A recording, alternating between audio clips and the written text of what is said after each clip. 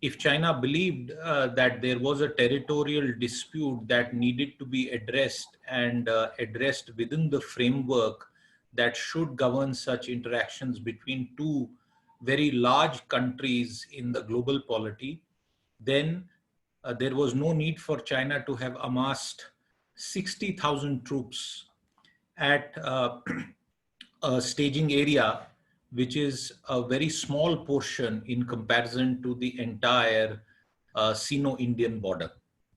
I think the deployment of troops in such large numbers and over a period of time, which one can imagine would be quite short or relative to the recent dispute, is an indicator that China does not value conversation or conventional tools of diplomacy for this entire situation. I do not believe that even the seventh round of military talks that are scheduled to happen in hours from today, in hours from now, will yield much.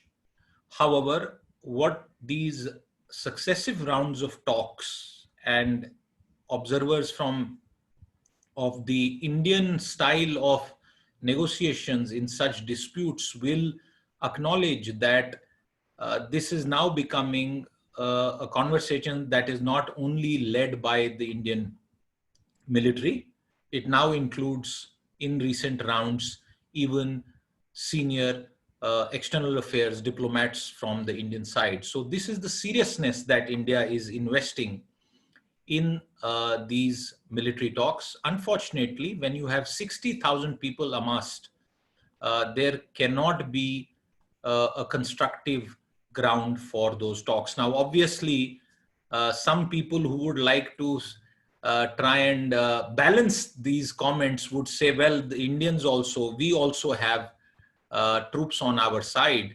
I would only like to tell such people that we have a right to defend our territory, and therefore we are completely in the right to respond to this uncalled for aggression, an aggression that has happened after 6 years, and in fact more, of strenuous efforts from the Indian side to achieve a new normal with China.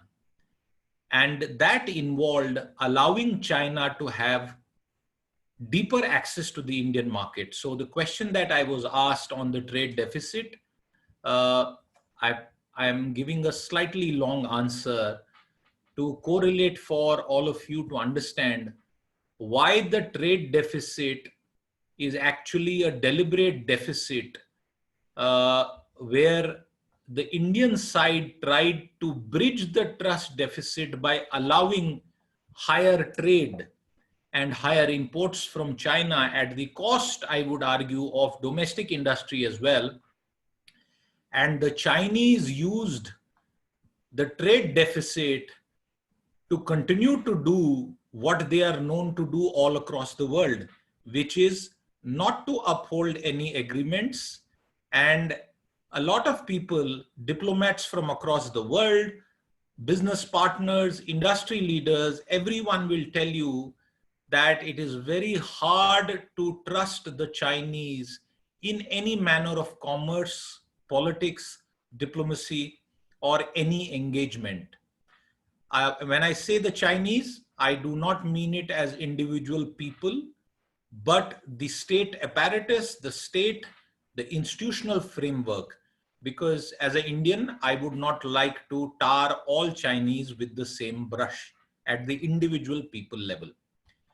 One more point that I want to make before I hand it back to the moderator of this debate is the developments that have happened over the past few months, especially after India as a country reversed its policy of open door welcome for Chinese investors.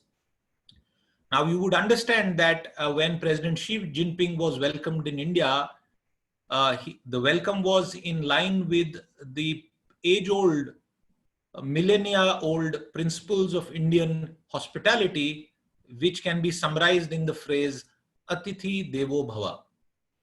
How that same principle has been applied successively over the last 3 decades for Chinese investments by all governments.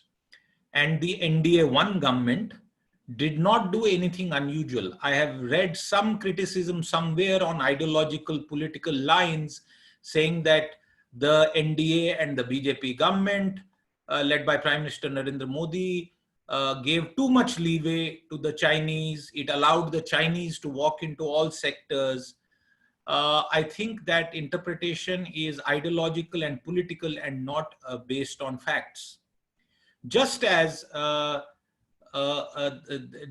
leader of a dynasty and of the Congress can make wild claims that we can throw out the Chinese in 15 minutes, similarly, you also have to say that you cannot disengage a trade relationship that has been built over decades and which acquired great momentum in the last 6-7 years particularly.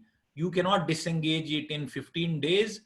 And as experience is teaching us, that disengagement cannot happen perhaps even in 15 months. Therefore, where do we stand today? I just want to leave all of you with one example.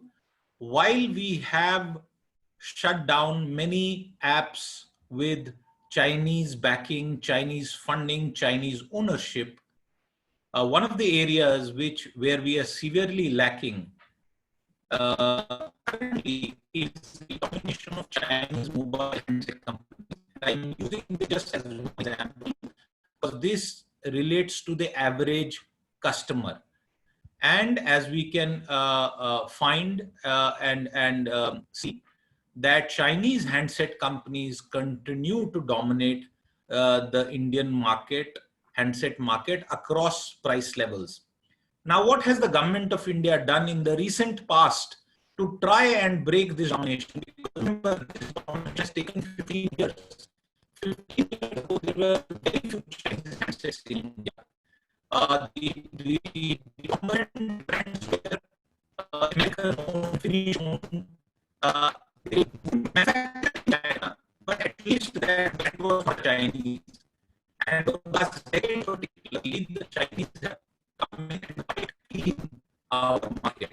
If you recall, the government of India just a week ago announced that 7 companies have qualified for a government scheme. The government will, in simple ways, incentivize and subsidize the manufacture of mobile handsets by companies both of Indian origin and foreign origin. And I believe that step, with other similar steps, not one step will be enough, will lead to a situation where hopefully in a year, 2 years, 3 years, we may become Atmanirbhar in at least the mobile handset category. This is just the tip of the iceberg.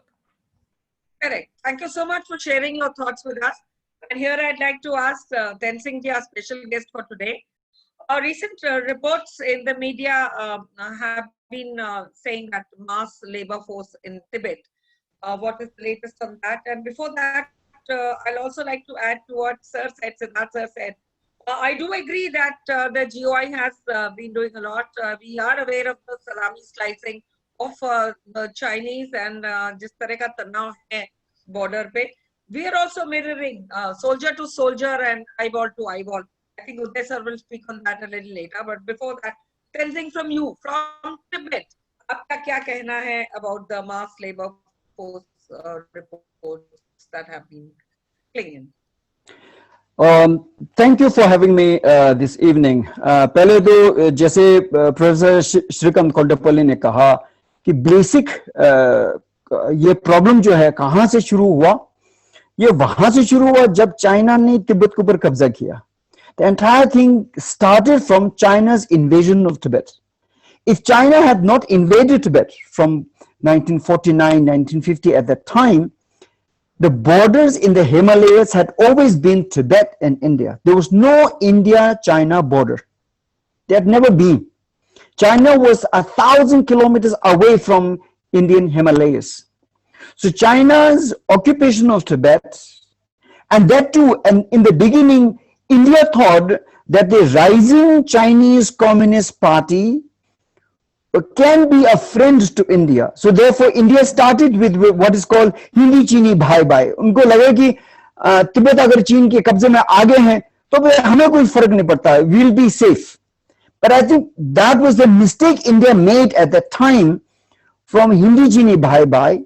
And even in 1962, when China invaded Arunachal Pradesh and we lost a battle and we lost a war and thousands of Indian soldiers killed, even then we did not learn the lesson.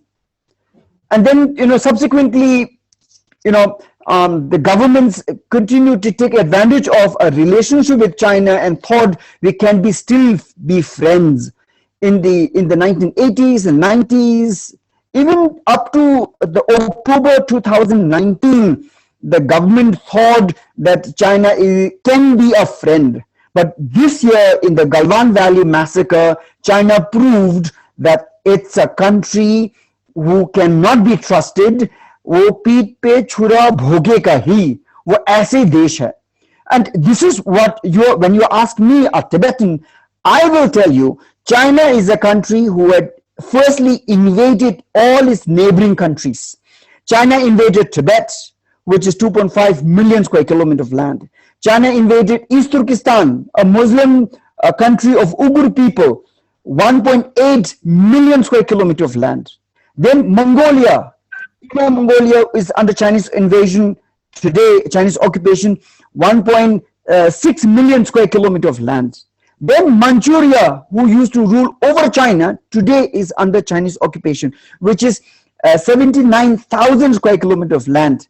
And not only putting pressure on Hong Kong, today China continues to put pressure on Taiwan, saying that they may invade Taiwan at any point of time. China is holding entire South China Sea, which is a sea area of 9 million square kilometer of land. So China is a country who cannot be trusted. China's basic principle is that of expansionism. China wants to expand and become the boss in the world. And while we are, focused on Ladakh, China is trying to compete with America and wants to try to rule over the world. That is China's ambition. And that is a problem when someone tries to rule the world.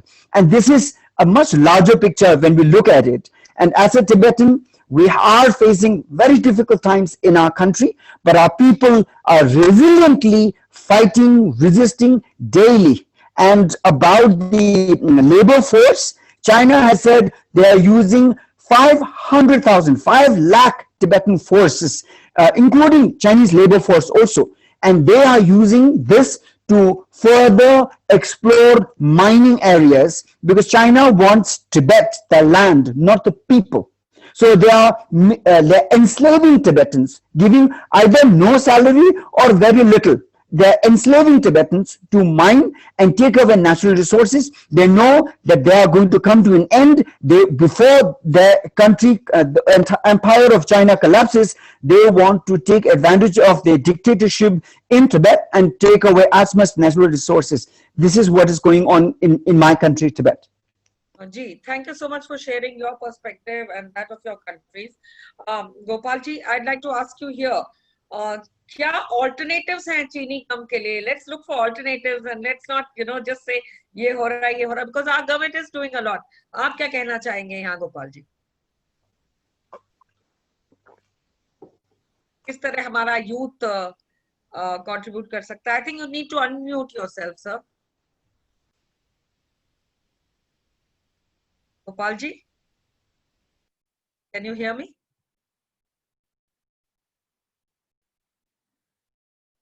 You're not audible, sir.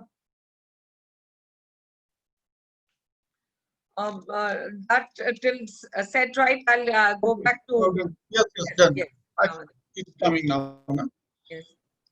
नमस्कार निधि जी, श्रीकांत जी और उदय sir, Shrikant जी और सभी लोगों को, तेंजिंग सभी को नमस्कार. धन्यवाद मुझे वापस एक बार फिर से चीनी कम में बुलाने के लिए निधि जी. बहुत सारे विद्वानों ने बहुत सारी बातें कर रहे हैं.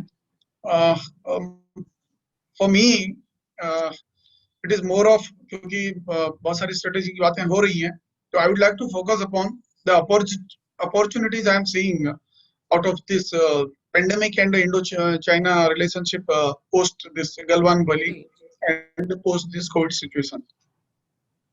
अभी जैसे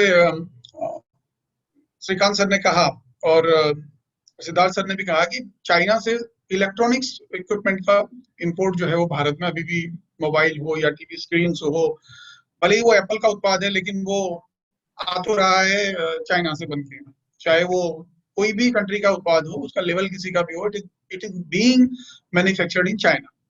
so the dependency of electronics good, electrical and electronics good upon China is around 34% officially. And we know that a lot of under invoicing is being done. 60-40 का ratio होता है. The invoice only generated for 60% through Hawala that we talked in last program. So here lies the opportunities, I think, कि हमारे पास यहाँ पे microchip से लेके LED TV screen से लेके या कंप्यूटर से लेके और मोबाइल फोन तक की टेक्नोलॉजी को आज भारत के वैज्ञानिक हर क्षेत्र में हर जगह पे काम कर रहे हैं, चाहे वो नासा हो, पेंटागन हो या एप्पल हेडक्वार्टर हो या फिर वो गूगल हो, फेसबुक हो. तो हमें एक जो माहौल मिला है अभी एक इकोसिस्टम भी है, गवर्नमेंट भी ऐसी एक सेंटर पे है जो विलिंग की आत्मनिर्भर बने भारत के लोग. So why not to try this, tap this opportunity, और हमारे यहाँ पे जो चीजें लैग कर रही है उनका क्रिएशन हम यहाँ पे शुरू करें. तो हमारे यूथ को जो यहाँ से ड्रेन होता है, जो विदेशों में जाके काम करता है, हम उनको यहीं पे इंगेज करें. इकोसिस्टम जो है हमारा वो बिजनेस फ्रेंडली बने. जैसे इलेक्ट्रॉनिक्स में 34% जो है हमारा टोटल जो चाइना का इंपोर्ट है, it is around 484 billion that is under invoiced. इतना बड़ा मार्केट हमारे पास यहाँ उपलब्ध है उसके लिए. तो हमारे पास टेक्निकल सबसे ज्यादा technically sound English speaking youth हमारे पास है. वही लोग जाके दूसरी जगह इनोवेशन तो कर रहे हैं, तो हम भी कर सकते हैं. तो व्हाई नॉट टू, जो अभी बड़े एंटरप्राइज हैं, जो बड़े बिजनेस हाउसेज हैं, उनको अभी छोटे लोगों को या फिर गवर्नमेंट उनको लोन इजी करके दे सकते हैं. उनको सेटअप करने के लिए, काम करने के लिए आप इकोसिस्टम दीजिए, so that they can start here. ठीक है, आज उनकी क्वालिटी थोड़ा सा इंफीरियर होगी मे बी, बट टेक्नोलॉजी तो अवेलेबल है. अगर वो चाहेंगे, अगर विल होगी तो यहाँ हम उनको बना पाएंगे. सी अभी जैसे बात है कि दूसरा हमारा सबसे बड़ा इंपोर्ट है, वो 18% के लगभग न्यूक्लियर रिएक्टर वहां से आते हैं, जबकि हम न्यूक्लियर टेक्नोलॉजी में सबसे बड़े इनोवेटर हैं. तो why we are still dependent upon China and all for this fabrication of nuclear reactors? हम अपने क्यों नहीं बना सकते? हमारे तो ब्रीडर रिएक्टर तक हमारे बनाने की तैयारी है खुद की. हमारे पास सबसे बड़ा थोरियम का भंडार है. पूरा जो राम सेतु तोड़ने की बात हुई थी, तो इट इज थोरियम, एंड वो ऐसा थोरियम ऐसा सब्सटेंस है विच इज रीब्रीडर. वो कभी खत्म नहीं होता. एक बार अगर उसका आपने इग्नाइट कर दिया उसको, तो वो खत्म नहीं होता कभी भी. So we have huge chunk of energy. पूरी दुनिया को हजारों वर्ष चलाए इतना थोरियम है और इतना हमारे पास फ्यूल है उसका. तो 18% nuclear reactor, why we are still importing? इतने सालों की टेक्नोलॉजी के बाद BHEL is doing lot of thing, L&T is doing. उनको थोड़ा ज्यादा उनको आप छूट दीजिए, लाइसेंस राज खत्म कीजिए. बहुत सारी चीजें हुई हैं, लेकिन बहुत सारी चीजें अभी भी करनी बाकी है. बिल्कुल. दूसरा इसमें कि जो बाबूडम है, जो रेड टेपिज्म है, देखिए एक सरकार आती है, वो बहुत सारी चीजें करना चाहती है, उसकी बहुत विल पावर होती है, लेकिन जो हमारा एक इकोसिस्टम है जो बाबूडम का, जो एक्चुअली काम नहीं करने के लिए जो ब्यूरोक्रेसी अंग्रेज लोग उधार लाए थे फ्रांस से यहाँ पे, क्योंकि आपके पास सप्लाईज कम है, आपको देना ज्यादा लोगों को है, पूछने वाले ज्यादा लोग हैं, तो उनको इस टेबल से उस टेबल तक दौड़ाने के लिए वो ब्यूरोक्रेसी थी. that to be abolished.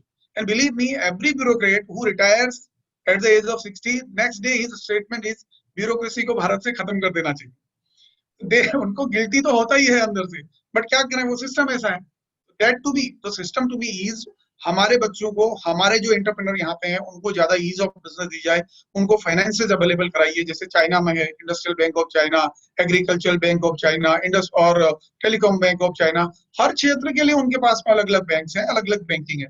हमारे वहाँ एक ही बंदर के व्यापारी हैं सब, एक ही बैंक सब कुछ करती है, एक ही ऑफिसर सब कुछ करता है, और उसे कुछ नहीं आता है, और उसमें उसकी 3-3 साल तक वो फंड के लिए हम दौड़ते रहते बिल्कुल आपने जैसे कहा हैं। सर, आपने जैसे कहा, मगर हमारी डिपेंडेबिलिटी चाइना के साथ फार्मा में भी है, और यहाँ तक कि दिवाली के जो दिए आते हैं, दिवाली आने वाली है, so like you said, consumer movement against China can be, propelled for this as well.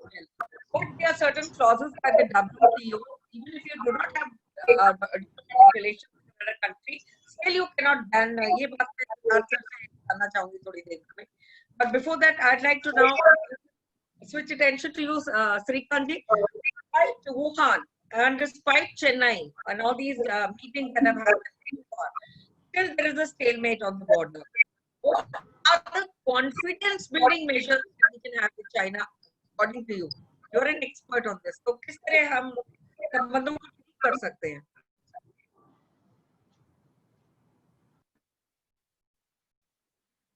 I think you need to unmute, sir. Sir, please unmute, Srikanth sir. Yes, thank you very much.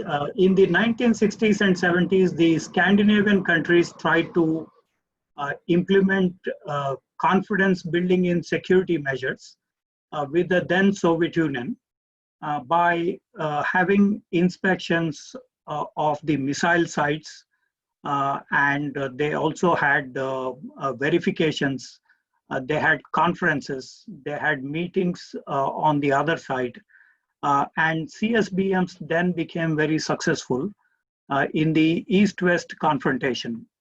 And gradually, of course, the Soviet Union also relented, and under the pressure of the Scandinavian countries, and they allowed, and this also led to start to dialogue process, strategic arms reduction talks between the Americans and the Soviet Union, and subsequently with Russia.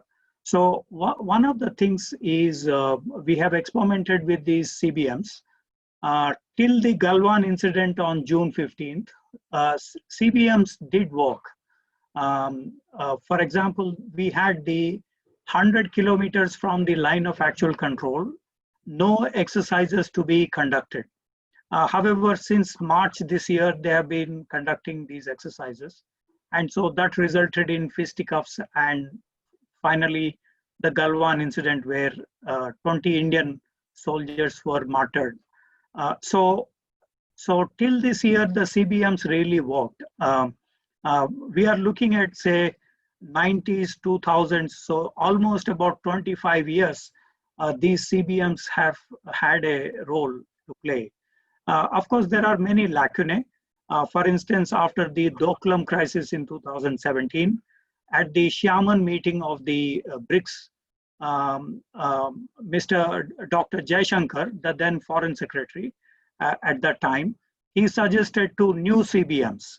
And when General Wei Fenghe visited India in 2018, the then Raksha Mantri, Mrs. Nirmala Sitharaman, suggested to a few new CBMs. For instance, the hotlines between the two military establishments, and some other CBMs were mentioned.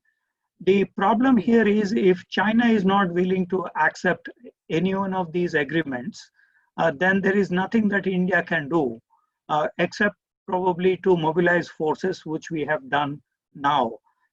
It basically is the trust levels have been, they have cancelled all these agreements before, and then we had seen the tension on the border.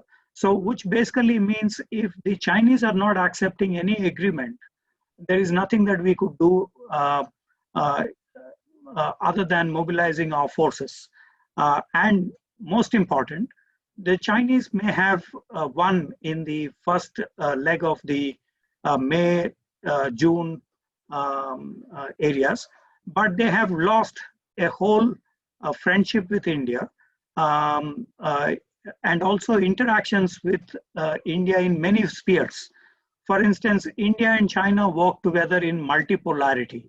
Now, with the trust deficit at very high, now we are not going to listen to the Chinese statements of friendship, civilizational states, that we are neighbors, that we are developing countries, that we intend to take forward the cooperation in United Nations, or on counterterrorism, or on various other multilateral institutions.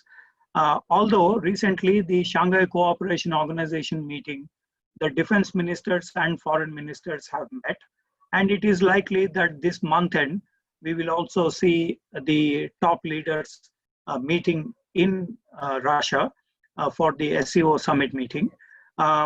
Nevertheless, the trust levels are pretty low despite all these meetings. So I'm very pessimistic whether there will be a third informal meeting after Wuhan and Chennai, because if these have not really worked and we have lost 20 Indian soldiers, then there is actually a problem with these informal summit meetings. Although at one level these are useful in communication, nevertheless, this has the incident at Galwan and subsequent mobilization has led to a problem in understanding each other. So I think there is a lot that China needs to explain before we actually conduct any formal meetings with them. There is the trust deficit spills over into the people-to-people relations, into the civil society, into the media. For instance, day before yesterday, when there was the Double 10 incident, the Chinese embassy had issued a letter to the Indian journalists suggesting to following one China policy, etc. If China is not following any agreements, why should India follow any agreements in this regard? So there is the problem that arises, although they keep dishing out a letter after letter, and the report suggested some 250 Indian journalists received this communication from them regarding the one China policy, etc. But if China is not following the 93 agreement, 96 agreement, 2005 agreement, and so on, why should India be following any of these agreements? So that basic question arises: if one party goes away from the agreed framework, agreed minutes. In 2012, in the special representative meeting, the Chinese suggested that they will maintain status quo. And with these agreements as well, they also suggested they will not mobilize forces closer to the line of actual control.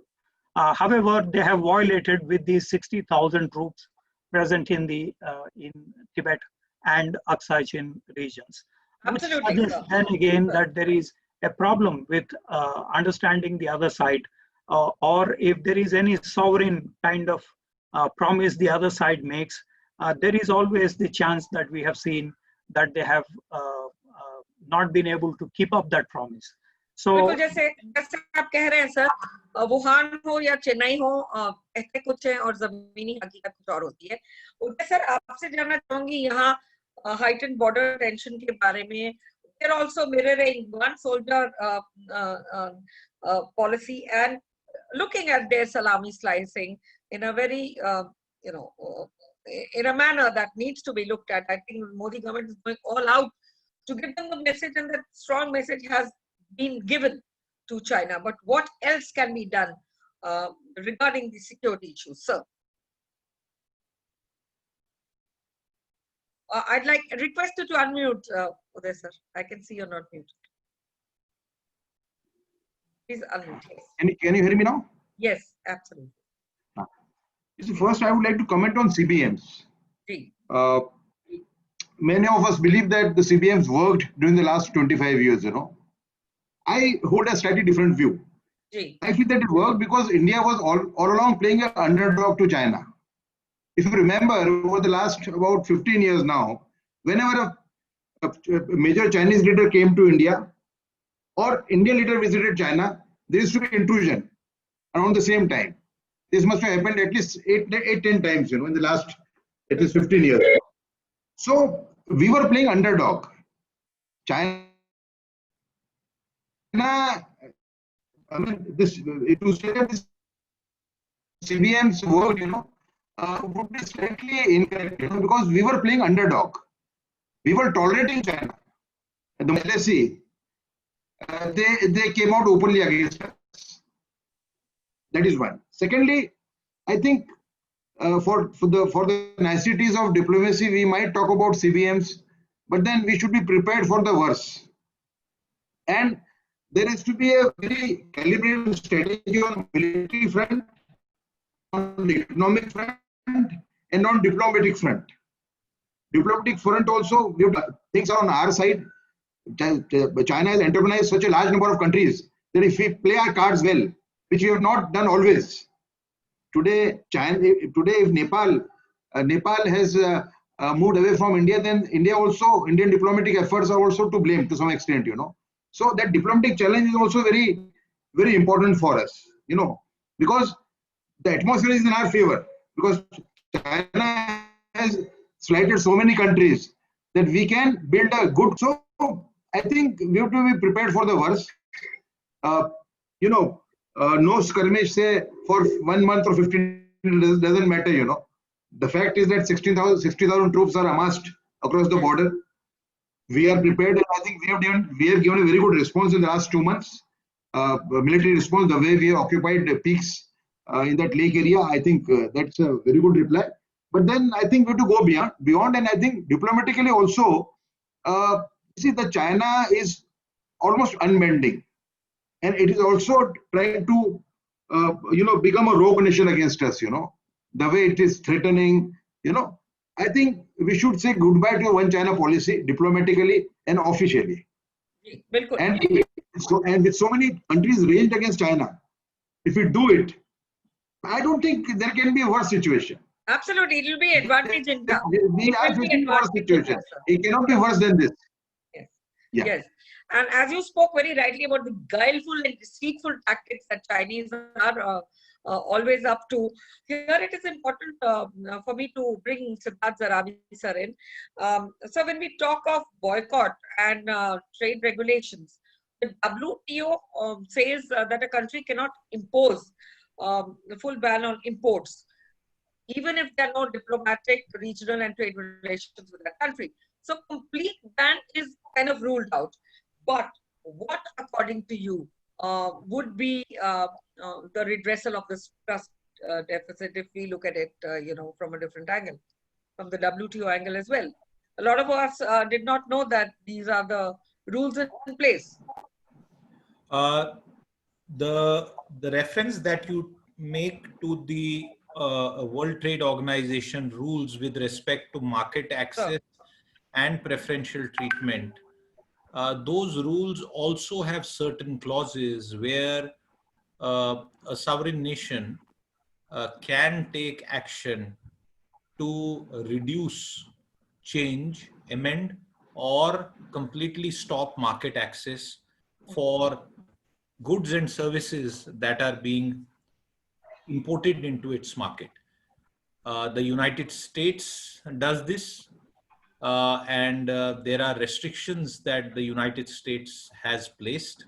However, the technique of doing that conventionally is not to go via the World Trade Organization, but to talk about the individual concerns, security-related concerns, strategic concerns, which are not covered by the World Trade Organization. So I do not believe that the WTO framework is coming in the way of India choosing to take certain kinds of trade-related action against Chinese goods that come in.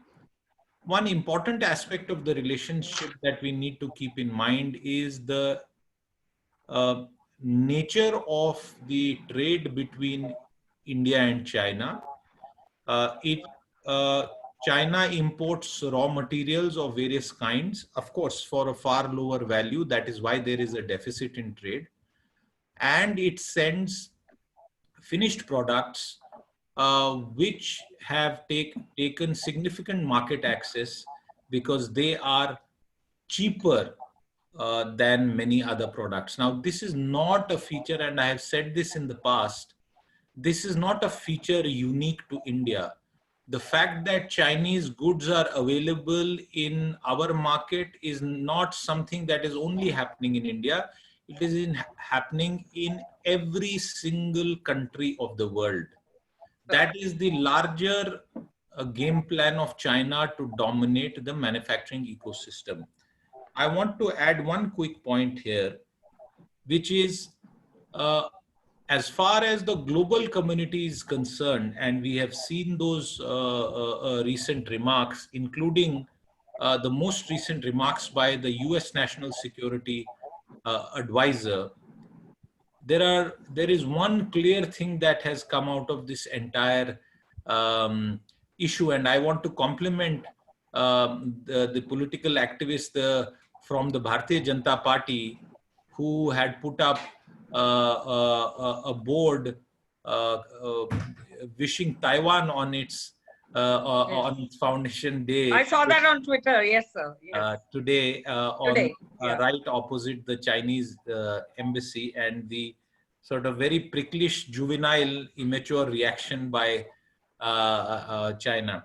Therefore, it is very clear that as far as China is concerned, it wants an unequal relationship with most countries in the world. Because the rule of law, the rule of democracy as we know it, the rule of systems is not prevalent in China. China wants access to global markets. It wants countries to open up markets, purchase goods, take Chinese loans, build ports, build roads, build airports, and then pay back a very high rate of interest to the Chinese, failing which, as Sri Lanka is discovering, they might lose sovereign control. And this is happening all over Africa, where the economies are far more impoverished than even in South Asia. Therefore, the road to Chinese power and the instrument of Chinese power is economics, not its military. Please do not confuse the Chinese as a militaristically superior power. There are far smaller countries in population terms which have far more effective war fighting machines. However, the key instrument of power that China wields, not across just the Indian markets, but all across the world, is economic power. And it has used all elements of economic power of business as an instrument of statecraft and diplomacy. I think the biggest lesson for Indian policy at this stage is to realize that business, commerce are part of statecraft, and it is time that we use it more and more. I compliment this government for having taken several steps in this regard, and I hope very soon it will follow up by taking more concrete steps to reduce market access for Chinese companies in India and allow other companies, as well as primarily Indian companies, to build up manufacturing ecosystems that can, over a period of 3 to 5 years, take care of the needs of the Indian market. And reimagine and relook at more investment from our side in the industry so that we can, take advantage in for the economic front. Tenzing, I'd like to ask you a question here now. The Tibetan government is in exile, and whereas the Dalai Lama is saying that he would demand autonomy within the framework of the constitution. why are you continuing to speak about the independence of Tibet? This is one point I want to ask you. If we can understand it from your perspective. Yes, under many difficult circumstances, His Holiness the Dalai Lama and the Tibetan government in exile, who function within the framework of Republic of India, we had always been under pressure from India. For example, India's policy even today says Tibet Autonomous Region is a part of People's Republic of China. So as an exile government, in essence, we are still unable to call it exile government. We are calling it Central Tibetan Administration. And that is to respect Government of India's policy towards China, and also to make sure that we are not under undue Indian pressure. So we are running an exile government in essence, but we call it Central Tibetan Administration. Government of India's policy, one of these policies is also to say that the Dalai Lama will not make or do political activities in India. Another policy that India has been saying again and again was that the Tibetans on Indian soil cannot engage in anti-China activities. Yeah, and I myself, as an activist, protesting Chinese, every time Chinese Prime Minister, presidents, when they come to India, I am the first one who has been picked up and put in jail. I've been to jail 16 times. 16 bar jail में डाला है, और पिछली बार जब Xi Jinping आए थे मेरे को चेन्नई की जेल में डाले, और चेन्नई की जेल में मैंने सांबर और चावल खाया था. तो उस वक्त Xi Jinping was given the highest honor and everything, but in 6 months everything changed. Yeah, so what I see is that all this time India has been very nice, actually over nice to China, and that policy of appeasement must change. I agree with Udayji completely that we have been too soft to China. India has been too soft to China. We are a democracy, we are a civil nation, we have international contacts to manage, and therefore we cannot change rules unilaterally. Yeah, but China has been an imperialist, has been a colonialist, and has been an expansionist, taking not only occupying its neighboring countries, today has been threatening India with invasion. It's unthinkable for an Indian nationality to think that India or China, who has been India's neighbor all this while, for 60 years we have maintained the cordial relationship. Today, that very China is threatening India. So therefore, I've seen in the recent times interesting signals BJP top leaders are making. For example, when Ram Madhavji, BJP General Secretary, went to Ladakh to give tribute to Tibetan soldier of SFF, Nyima Tenzin, he tweeted by saying Indo-Tibet border. I think that was a signal. He deleted that tweet later, but he said Indo-Tibet border. And recently, when Prime Minister Narendra Modi ji went to Manali to inaugurate Atal tunnel, there he made a statement and said, through this road, through the Lahore Valley, the road used to go to Tibet and gave access to other countries to India. So he mentioned Tibet.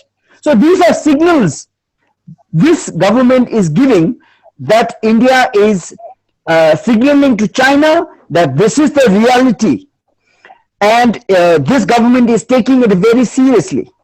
So I completely agree with many of you. For example, even Shrikant Kondapalli ji, if they do not respect us, why should we respect them? Why should we cater to them? Why should we cozy up to them? So one China policy is a failed policy between these two countries, and anyway it is only a matter of 70 years, and 70 years is a relationship between India and China today. It means before 70 years, it was Tibet. So therefore, Tibet must be brought back into this. So I have always been speaking for independence of Tibet. Tibetan government in exile, His Holiness the Dalai Lama has been under pressure in different other ways. And therefore, if India signals in doing away with one China policy, I think Tibetan government in exile, His Holiness would be happy to see Tibet as a free and independent country. So the relationship between India and Tibet will be that of a cordial one, and not the Chinese, who is an expansionist, a colonialist, and an imperialist. Thank you so much. And that is a history of deceit which you just told us about. I totally agree with you for the last 70 years or so. Gopalji, here I'd like you to add, and I'm really afraid we're running out of time, absolutely. So I'll take your concluding remarks, all of you. But Gopalji, what can our youth do to contribute towards Atmanirbhar Bharat? How can we also attract international business post-COVID? Gopalji, can you unmute, please?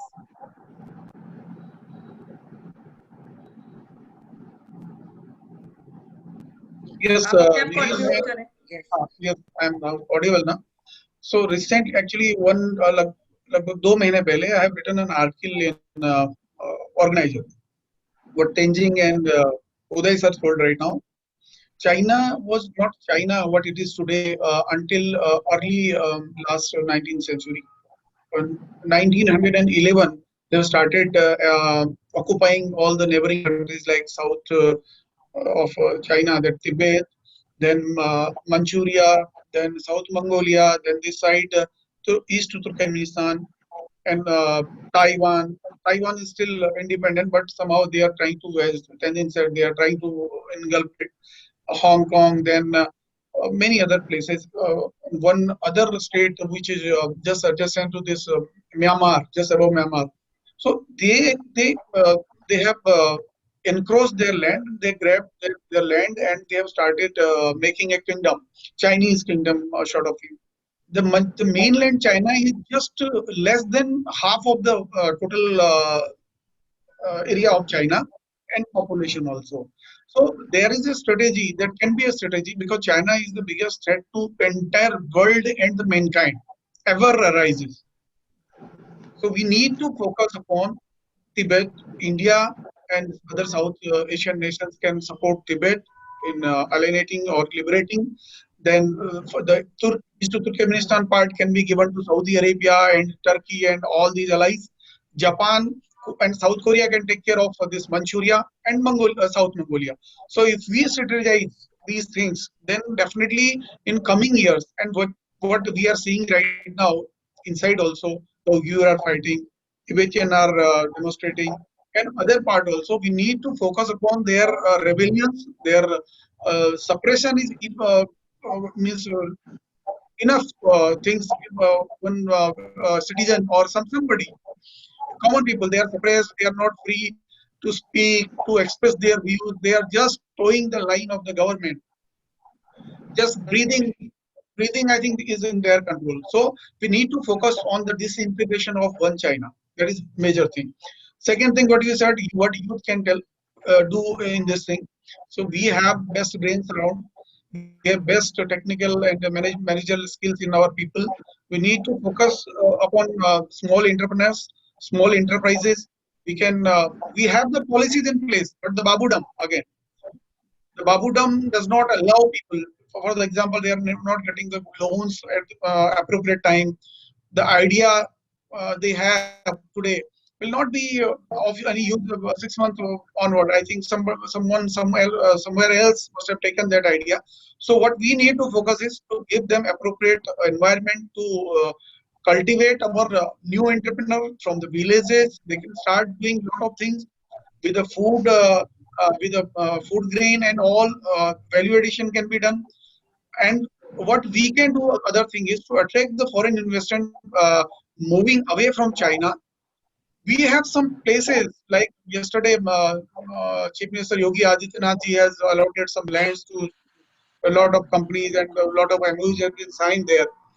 So that will take time. You will demarcate the area, you will take the permission from the farmers, then you will demarcate it, then you will plan the area, a lot of things, then licensing, etc. We have places like DMIC where Dholera Industrial City is ready. More than 22.5 square kilometer world-class infrastructure is ready, where anyone within 6 months they can start their production. Plug and play can be done there. Same way, the other part of this DMIC is in Maharashtra, and this whole industrial corridor can be built up. With Dholera, we have approach to seaports, airports, everything.